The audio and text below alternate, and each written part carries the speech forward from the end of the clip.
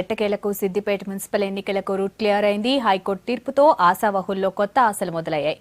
ఇప్పుడు ఎక్కడ చూసినా సిద్దిపేట మున్సిపల్ ఎన్నికలపైనే చర్చ నడుస్తోంది.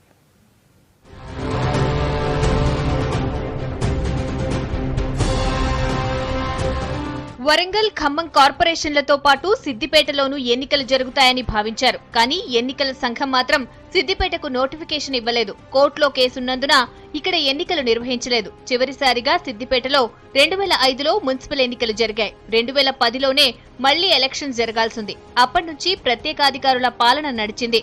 సిద్దిపేట మున్సిపాలిటీలో గతంలో 2005లో ఎన్నికలు జరిగినాయి. ఆ తర్వాత 2010 సెప్టెంబర్లో జరగాల్సి ఉన్నప్పటికీ కూడా చుట్టూ ఉన్న 6 గ్రామాలు విలీనం కావడం, అక్కడి గ్రామస్తులు కోర్టును ఆశ్రయించడం ద్వారా ఇక్కడ సిద్దిపేట పురపాలక సంఘం ఎన్నికలు నిలిచిపోయినాయి.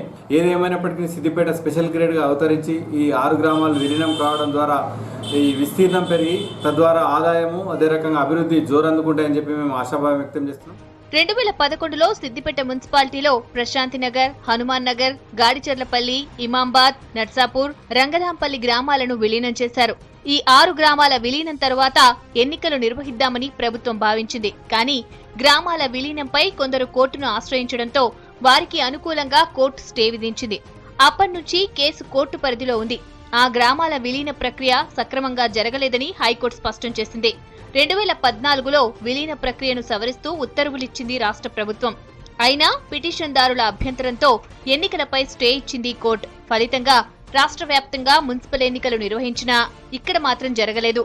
ఈ 6 గ్రామాలను విలీనం ఆల్రెడీ అయిపోయినాయి కాబట్టి విలీనం చేసేసుకుంటూ సిద్దిపేట మున్సిపాలిటీకి ఎన్నికల నిర్వహణలో ఎలాంటి అవాంతరాలు లేవు, ఎలాంటి కోర్టు స్టే ఆర్డర్ లేవు. కాబట్టి మీరు ఇమీడియట్గా గో ఫర్ ఎలక్షన్స్ అని చెప్పేసి గవర్నమెంట్కు నివేదించడం జరిగింది. సిద్దిపేట మున్సిపాలిటీకి కూడా ఈ వారం అంతంలో కానీ వచ్చే వారంలో కానీ ఎన్నికల అధికారం నుంచి, ఎన్నికల కమిషన్ నుంచి ఎన్నికల నోటిఫికేషన్ వెలువడే అవకాశం ఉన్నదని చెప్పేసి తెలియదు. రాష్ట్ర ప్రభుత్వం పంచాయతీరాజ్ నిబంధనలను సవరిస్తూ ఈ ఏడాది ఫిబ్రవరి 13న 6 గ్రామాల విలీనంపై కొత్త ఉత్తర్వులిచ్చింది. ఈ మొత్తం ప్రక్రియపై వాదోపవాదాలు విన్న హైకోర్టు విలీనాన్ని సమర్థిస్తూ తీర్పు చెప్పింది. ఇప్పుడు కోర్టులో కేసు ముగియడంతో సిద్దిపేటలో మున్సిపల్ ఎన్నికల సందడి మొదలైంది. ఈరోజు చాలా ఆనందంగా ఉంది. సిద్దిపేట మున్సిపాలిటీ ఎలక్షన్స్ జరగడం మా అందరి యొక్క ఒక కోరిక ఉండే, ఆ కోరిక నెరవేరింది. మా అందరి భవిష్యత్తును ప్రజలు నిర్ణయించే కాలం దగ్గరకు వచ్చింది. మా అందరినీ ప్రజలు ఆశీర్వదిస్తారని కోరుకుంటూ ఈ ఎలక్షన్ రావడం మా అందరికీ ఎంతో, మా మున్సిపాలిటీకి మంచి జరుగుతుందని అనుకుంటున్నాం. మొత్తం 1,15,000 మంది జనాభా ఉన్న సిద్దిపేటలో 80,000 మంది ఓటర్లున్నారు.